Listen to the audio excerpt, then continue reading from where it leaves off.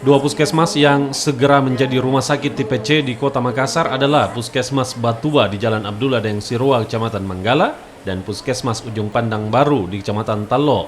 Keduanya akan ditingkatkan dari status puskesmas menjadi rumah sakit tipe C.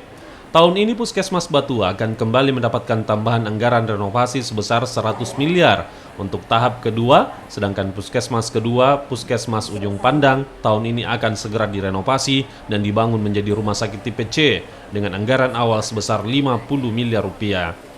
Peningkatan status puskesmas menjadi rumah sakit ini untuk mempermudah rujukan ke rumah sakit tipe B. Selama ini warga dinilai kesulitan mendapat rujukan karena tidak adanya rumah sakit tipe C di tengah Kota Makassar. Nah, kita harapkan dengan adanya dua rumah sakit tipe C ini, tipe C, bisa menampung rujukan-rujukan dari pelayanan dasar. Karena sekarang keluhan seluruh masyarakat, pada saat mau dirujuk ke rumah sakit, tidak bisa langsung ke tipe B sekarang deh. Labuan Bajo, Haji, Dayak, itu tidak boleh langsung. Nah, akhirnya mereka mau kemana? Yang tipe C di Makassar itu cuma Bahagia, Grestel, Mitra. Peningkatan status ini diharapkan bisa membantu pelayanan kesehatan yang lebih optimal.